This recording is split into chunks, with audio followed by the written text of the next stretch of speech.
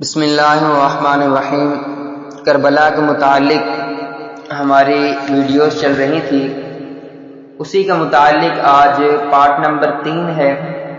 Part number 2 کے اختتام پر بات یہ ہوئی تھی کہ یزید کو جب پتہ چلا کہ کوفہ کے اندر جو امیر ہے نعمان بن بشیر وہ کمزور پڑ چکا ہے یا اس کے بس کے اندر بات نہیں رہی، تو اس نے پھر اپنے والد حضرت سیدنا امیر معاویہ رضی اللہ تعالیٰ عنہ کو مرید خاص کو بلایا، یعنی جو ان کا خاص مشیر تھا سرجون، اس کو بلا کر مشورہ کیا اور اس کی رائے پر عمل کیا۔ انہوں نے رائے یہ دی کہ آپ عبید اللہ بن زیاد کو کوفہ کا عامل بنائیں، لیکن یزید کے اس سے تعلقات اچھے نہ تھے، لیکن پھر بھی انہوں نے ان کی رائے پر عمل کیا اور رائے پر عمل کرنے کے بعد عبید اللہ بن زیاد کو کوفہ اور بصرہ کا حاکم بنا دیا۔ پھر کیا ہوا کہ کوفہ پر ابن زیاد کا تقرر اور مسلم بن عقیل کے قتل کا حکم دیا گیا۔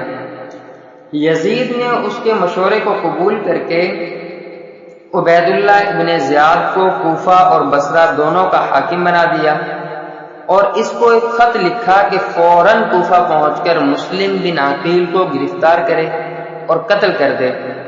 یہ مسلم بن عقیل وہی حضرت حسین ابن علی رضی اللہ تعالیٰ عنہ کے چچا زاد بھائی تھے، جن کو انہوں نے وہ کوفہ پر آپ سے پہلے بھیجا تھا۔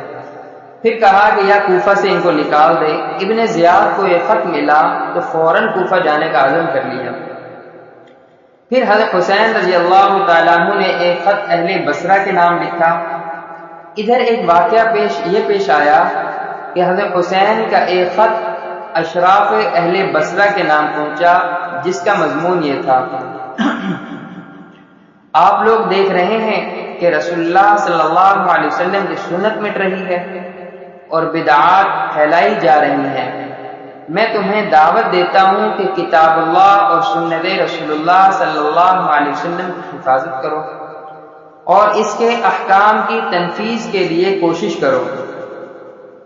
یہ خط خفیہ بھیجا گیا تھا اور تو سب نے اس خط کو راز میں رکھا، لیکن منذر بن جاردو کو یہ خیال ہوا کہ کہیں ایسا نہ ہو کہ یہ خط لانے والا خود ابن زیاد کا جاسوس ہو، اس لیے اس نے یہ خط ابن زیاد کو پہنچا دیا اور جو شخص ایک خط لے کر آیا تھا اس کو بھی ابن زیاد کے سامنے پیش کر دیا۔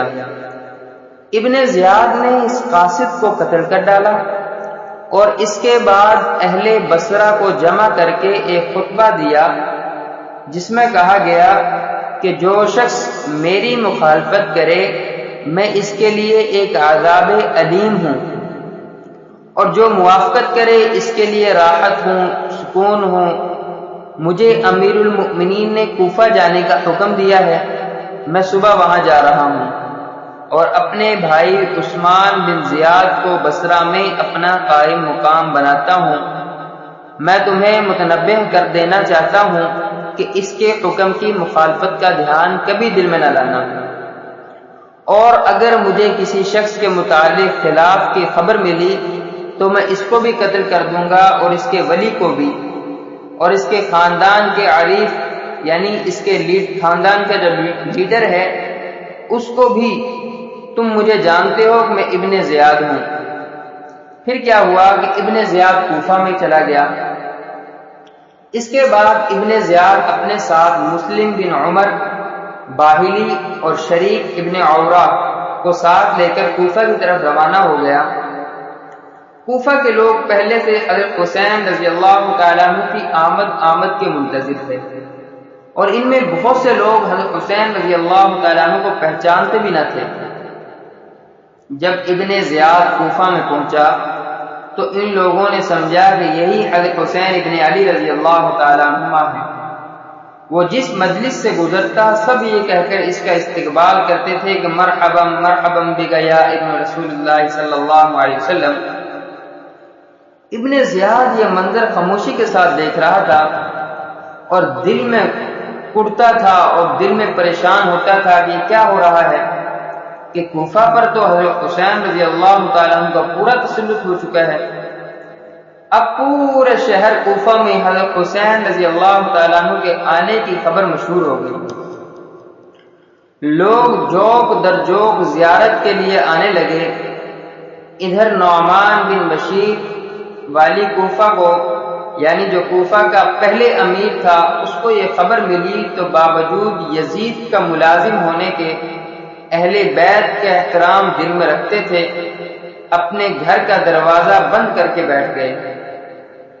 ابن زیاد ان کے دروازے پر پہنچا، لوگوں کا ایک ہجوم اس کو حضرت حسین رضی اللہ تعالیٰ عنہ سمجھ کر ساتھ تھا، جس کا شور و شغب اور ہنگامہ اور ان کا پروٹوکول سارا کچھ نعمان ابن بشیر نے اندر سے سنا تو وہیں سے آواز دی کہ جو امانت یعنی ولایت کوفہ میرے سپرد ہے وہ میں آپ کے حوالے نہیں کروں گا، اس کے علاوہ میں آپ سے لڑنا نہیں چاہتا۔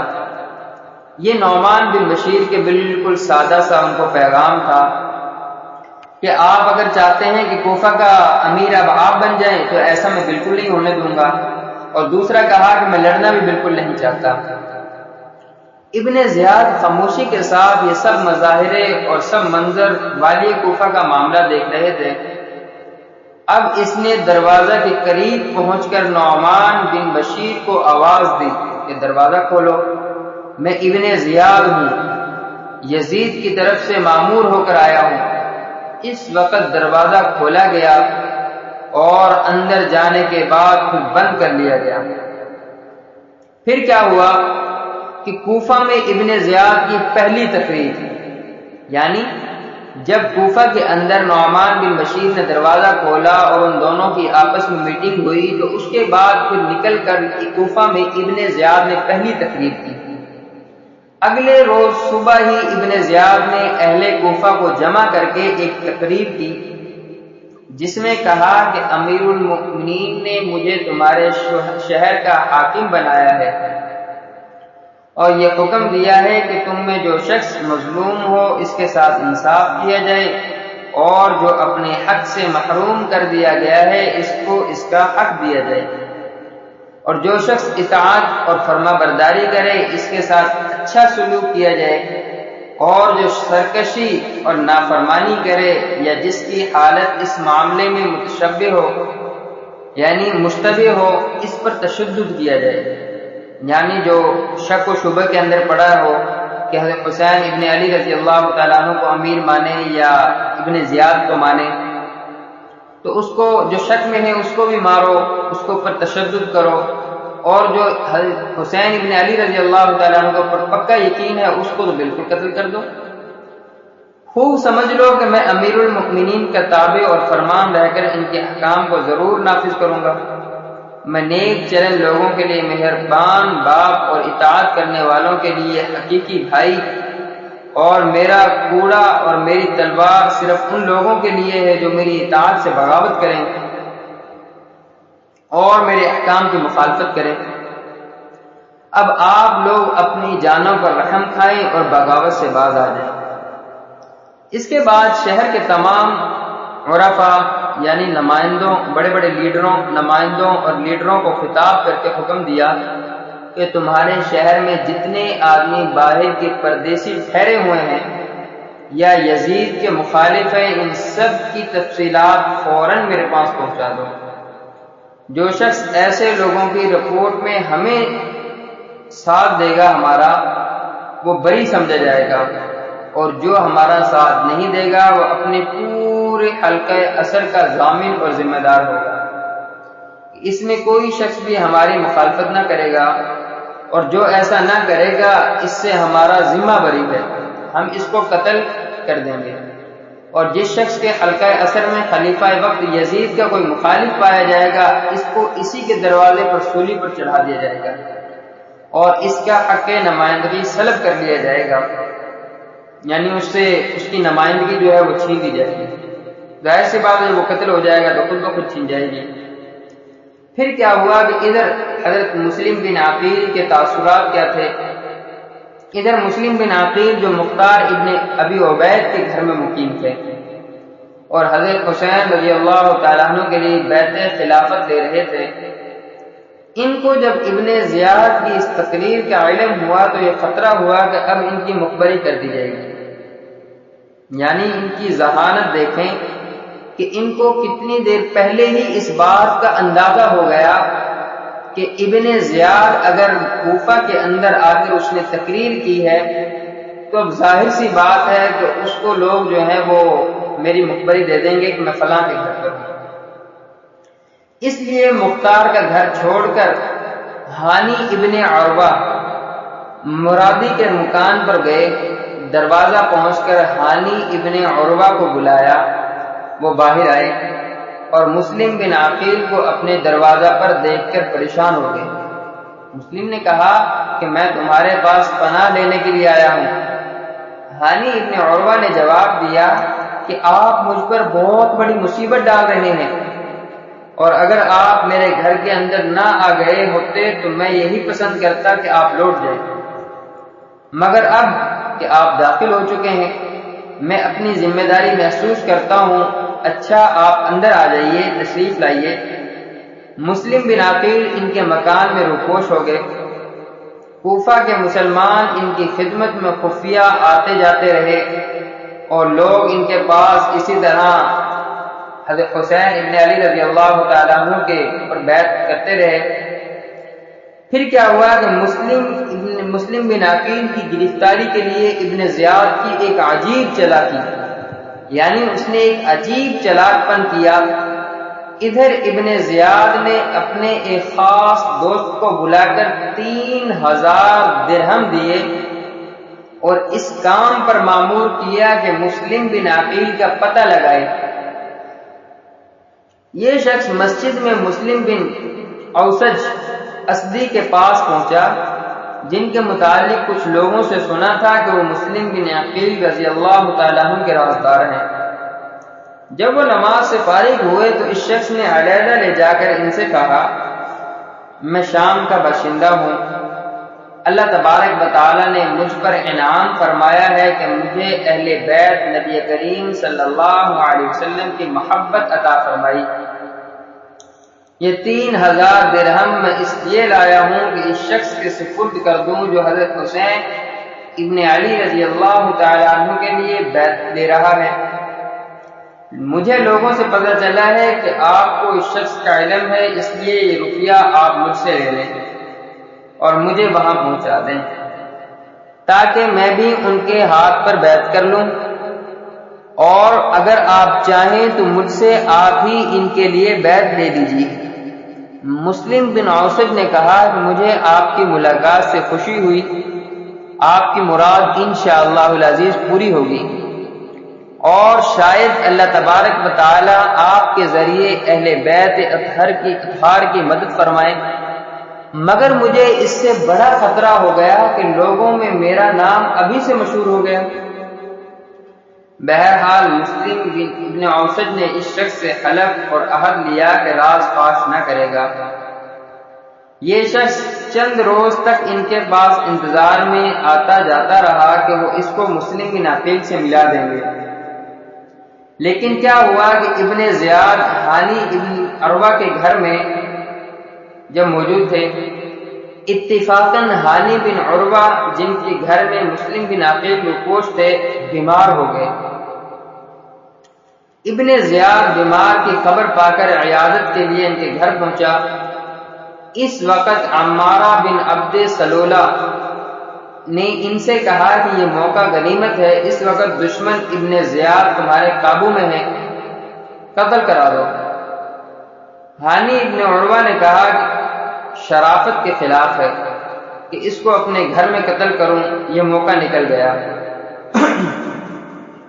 مگر اتفاقاً ایسا ہی ایک اور واقعہ پیش آیا کہ شریک ابن عورہ جو کہ ابن زیاد کے ساتھ کوفہ میں آیا تھا، مگر اہل بیت سے محبت رکھنے کے سبب ابن زیاد سے جدا ہو کر ہانی بن عروہ کا مہمان اور ہمراز ہو گیا تھا، یہ بیمار پڑا تو پھر ابن زیاد نے خبر بھیجی کہ آج شام کو میں شریک ابن عور کی عیادت کے لیے آؤں گا۔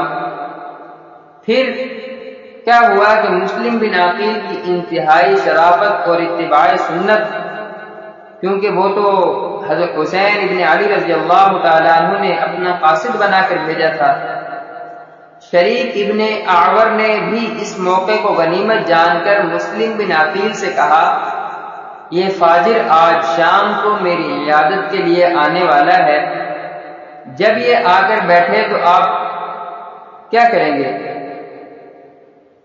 فرمایا کہ آپ اس پر حملہ کر کے قتل کر دیں، پھر آپ مطمئن ہو کر قصر امارت میں بیٹھیں، اگر میں تندرست ہو گیا تو میں بصرہ پہنچ کر وہاں کا انتظام میں آپ کے حق میں درست کر دوں گا۔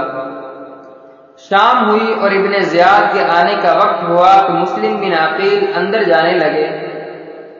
اس وقت شریک نے ان سے کہا، آج موقع کو ہاتھ سے نہ جانے دیں، جب وہ بیٹھ جائے تو فوراً قتل کر دینا، مگر اس وقت بھی ان کے میزبان بانی بن عروہ نے کہا، مجھے پسند نہیں کہ وہ میرے گھر میں مارا جائے، یہاں تک کہ ابن زیاد آ گیا ان کے گھر میں اور شریک کی مزاج پرسی شروع کی۔ شریک نے قصدن بات کو طول دیا اور جب دیکھا کہ مسلم بن عقیل باہر نہیں آتے تو پھر ایک شعر پڑھا، کہا کہ ما تنظرون بسلمى لا تحجون، تم سلمہ کے متعلق کیا انتظار کرتے ہو، اس کو سلام کیوں نہیں کرتے؟ اور بار بار یہ شعر پڑھنے لگے۔ ابن زیاد نے سمجھا کہ بیماری کی وجہ سے مجنون ہو چکا ہے، اپنے حواس کو کھو بیٹھا ہے کہ بے جوڑ باتیں کر رہا ہے۔ ہانی بن عروہ سے پوچھا، انہوں نے کہا، جی ہاں، اس بیماری میں ان کا یہی حال ہے، کبھی کبھی ہذیان کی باتیں کرنے لگتے ہیں۔ ابن زیاد کے ساتھ مہران بھی آیا تھا، وہ تاڑ گیا اور ابن زیاد کو اشارہ کیا، یہ فوراً وہاں سے اٹھ گیا۔ اس کے جانے کے بعد مسلم بن عقیل باہر آئے تو شریک نے پوچھا، آپ نے یہ موقع کیوں گنوایا؟ اس شخص کے قتل کے لیے آپ کے لیے کیا مانے تھا؟ مسلم بن عقیل نے فرمایا، دو خصلتیں مانے ہو گئیں، اول تو یہ کہ میں جس شخص کے گھر میں مہمان ہوں اور پناہ گزین ہوں وہ اس کو پسند نہیں کرتے، دوسرے ایک حدیث جو حضرت علی کرم اللہ وجہہ نے مجھے سنائی کہ رسول اللہ صلی اللہ علیہ وسلم نے فرمایا کہ ایمان حیلہ کے ساتھ اچانک قتل کرنے سے منع فرماتا ہے۔ کسی مومن کو جائز نہیں کہ مومن کو حیلہ کر کے اچانک اسے قتل کر دے۔ پھر کیا ہوا؟ اہل حق اور اہل باطل میں فرق کیسے ہوا؟ یہاں یہ بات قابل ملاحظہ ہے کہ مسلم بن عقیل کو اپنی موت سامنے نظر آ رہی ہے، اور نہ صرف اپنی موت بلکہ اپنے پورے خاندان اہل بیت کی موت اور اس کے ساتھ ایک صحیح اسلامی مقصد کی ناکامی دیکھ رہے ہیں، اور جس شخص کے ہاتھوں یہ سب کچھ ہونے والا ہے وہ اس طرح ان کے قابو میں ہے کہ بیٹھے بیٹھے اسے ختم کر سکتے ہیں۔ مگر اہل حق اور خصوصاً اہل بیت اطہار کا جو ہر شرافت اور تقاضا اتباع سنت دیکھنے اور یاد رکھنے کے قابل ہے کہ اس وقت بھی ان کا ہاتھ نہیں اٹھتا۔ یہی اہل حق کی علامت ہے کہ وہ اپنی حرکت اور سکون اور ہر قدم پر سب سے پہلے یہ دیکھتے ہیں کہ اللہ تعالیٰ اور اس کے رسول صلی اللہ علیہ وسلم کے نزدیک ہمارا یہ قدم صحیح ہے یا نہیں، اور اگر کتاب اور سنت سے یہ تقاضائے شرافت سے ان کی اجازت نظر نہیں آتی تو اپنا سب کچھ قربان کرنے اور مقصد کو نظر انداز کرنے کے لیے تیار ہو جاتے ہیں۔ اس کے بعد شریک تو اسی بیماری میں 3 روز کے بعد انتقال کر گئے۔ اب جس شخص کو ابن زیاد نے 3000 روپے دے کر مسلم بن عقیل کے پیچھے لگایا تھا اور وہ مسلم بن اوسج کے پاس برابر آمد و رفت رکھتا تھا، بالآخر ایک روز مسلم بن اوسج نے اس کو مسلم بن عقیل سے ملا دیا۔ اس نے جا کر مسلم بن عقیل کے ہاتھ پر حضرت حسین رضی اللہ تعالیٰ عنہ کے لیے بیعت کی اور 3000 درہم ان کو دے دیے۔ یہ 3000 درہم وہی ہیں جو ابن زیاد نے مسلم بن اوسج کو دیے تھے، اور فرمایا کہ اب روزانہ ان کے پاس آنے جانے لگا، اور اس راستہ مسلم بن عقیل کی ہر نقل اور حرکت، ان کے تمام سفر اور ان کے حضر جہاں پر وہ جاتے اور ان کی حرکات اور سکنات پر تمام راز ابن زیاد کے پاس پہنچنے لگے۔ یعنی یہ ان کا وہ تھا، جاسوس تھا۔ ہانی بن عروہ کی پھر گرفتاری کا منظر آیا۔ اب جب کہ ابن زیاد پر پوری طرح راز فاش ہو گیا اور معلوم ہو گیا کہ ہانی بن عروہ نے مسلم بن عقیل کو پناہ دے رکھی ہے، تو اس کو ہانی کی فکر ہوئی۔ لوگوں سے کہا کہ یہ کیا بات ہے کہ بہت دنوں سے ہانی بن عروہ ہم سے نہیں ملے۔ لوگوں نے بیماری کا عذر بتایا، مگر اس کو تو گھر کے بھیدی نے سب کچھ بتا رکھا تھا۔ جو گھر کے اندر جاسوس چھوڑا ہوا تھا، یعنی جو ان کے بالکل قریبی تھا، جس نے دل کے اندر جو ہے وہ یزید اس کی ابن زیاد کی محبت پال رکھی تھی، اور بظاہر جو ہے وہ حضرت حسین ابن علی رضی اللہ تعالیٰ عنہ کی محبت کو ظاہر کرتا تھا، اس نے کہا نہیں، ایسا نہیں ہے، وہ مرض سے اچھے ہو چکے ہیں، گھر کے دروازہ پر پہرا کے لیے بیٹھے رہتے ہیں، آپ لوگ جاؤ اور اس کو سمجھاؤ کہ وہ اپنی ذمہ داریوں کو سمجھیں اور ہمارے پاس آئیں۔ یہ سارے لوگ ہانی کے پاس پہنچے، حالات کی نزاکت بتلا کر کہا کہ آپ ہمارے ساتھ چلیے۔ ہانی نے اپنے آپ کو مجبور پایا، ان کے ساتھ چلنے کے لیے سوار ہو گئے۔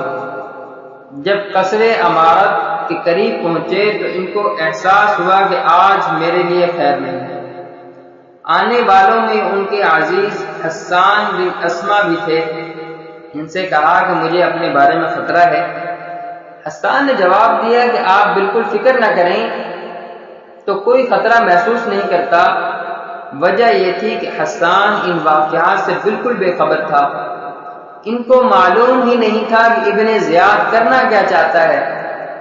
انہوں نے تو ان کو عروہ بن ہانی کو صرف یہی کہا کہ کوئی کسی قسم کا خطرہ نہیں ہے، ابن زیاد نے آپ کو ویسی ملاقات کے لیے بلایا ہے۔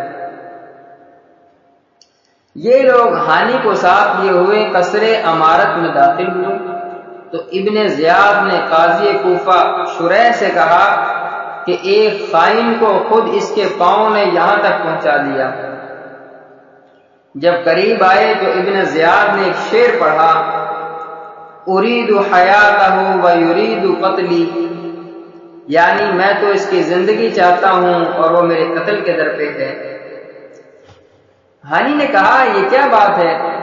ابن زیاد نے کہا کیا آپ یہ جانتے ہیں کہ ہم ان سازشوں سے بے خبر ہیں جو امیر المؤمنین کے خلاف آپ کے گھر میں ہو رہی ہیں؟ آپ نے مسلم بن عقیل کو اپنے گھر میں ٹھہرایا ہوا ہے اور اس کے واسطے اسلحہ اور رضاکار جمع کر رہے ہیں۔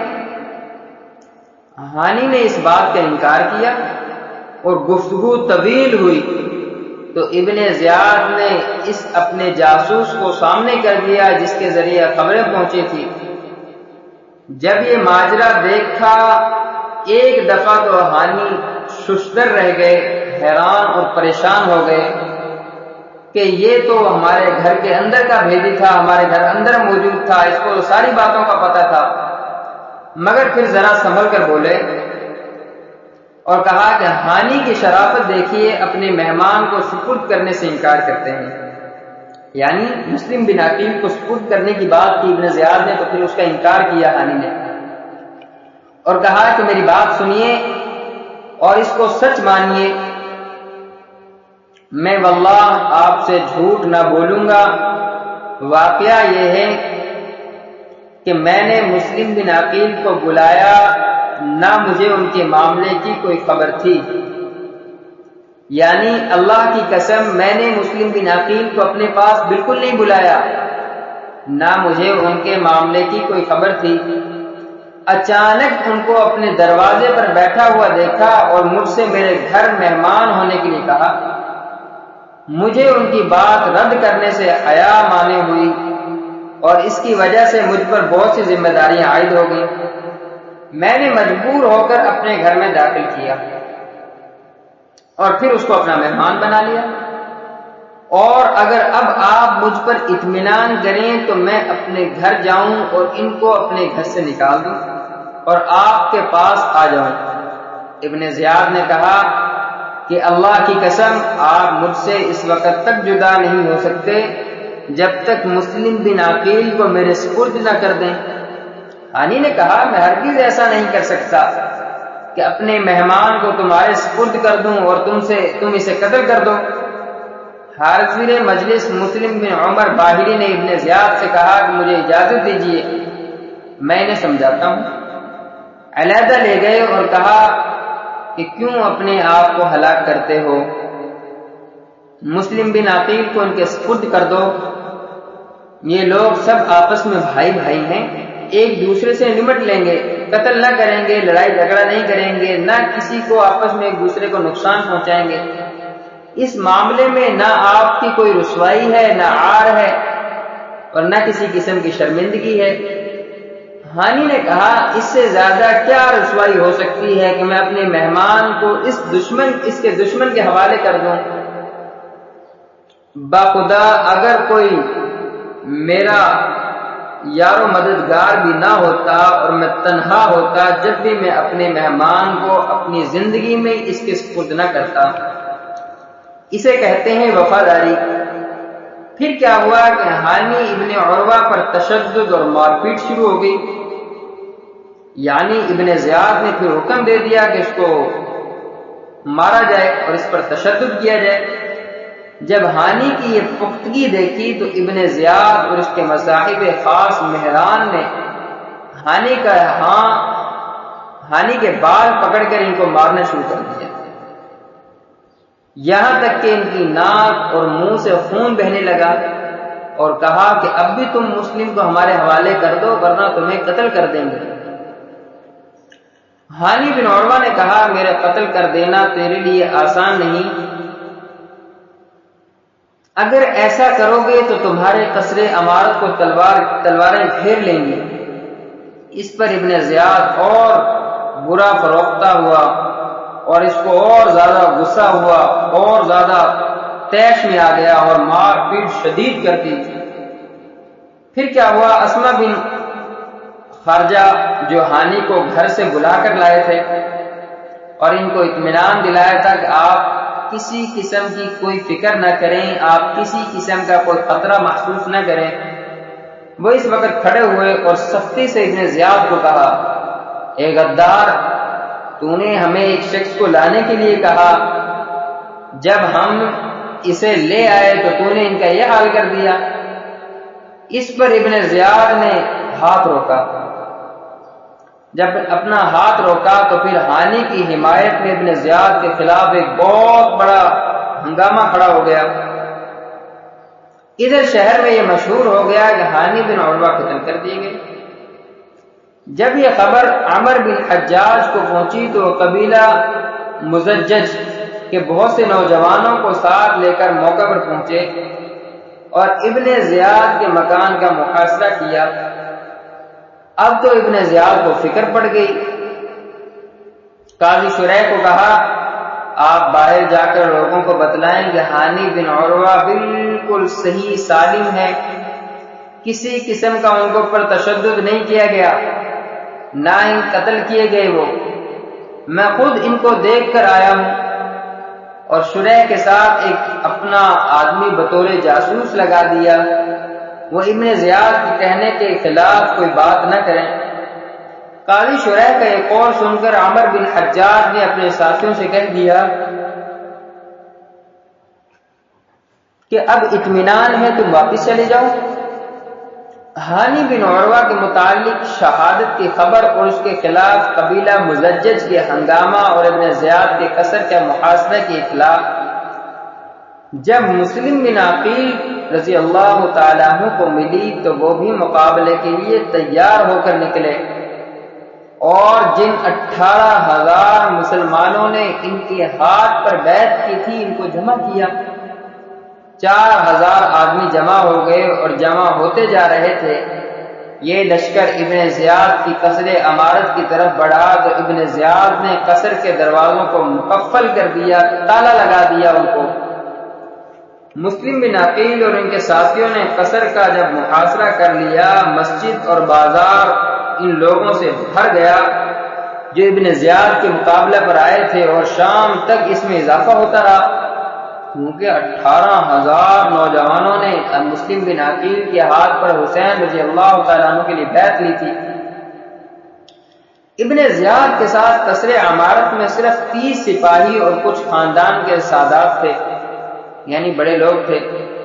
ابن زیاد نے ان لوگوں میں سے چند ایسے لوگوں کو منتخب کیا جن کا اثر و رسوخ ان قبائل پر تھا جو مسلم بن عقیل کے ساتھ محاصرہ کیے ہوئے تھے، اور ان کو کہا ہم باہر جا کر اپنے اپنے حلقہ اثر کے لوگوں کو مسلم بن عقیل کا ساتھ دینے سے روکتے ہیں، اور فرمایا کہ مال اور حکومت کا لالچ دلا کر یا حکومت کی سزا کا خوف دلا کر جس طرح بھی ممکن ہو ان کو مسلم بن عقیل سے جدا کر دو۔ ادھر سادات اور شیعہ کو حکم دیا کہ تم لوگ قصر کی چھت پر چڑھ کر لوگوں کو اس بغاوت سے روکو، اور اسی خوف اور طمع کے ذریعے ان کو محاصرہ سے واپس جانے کی تلقین کرو۔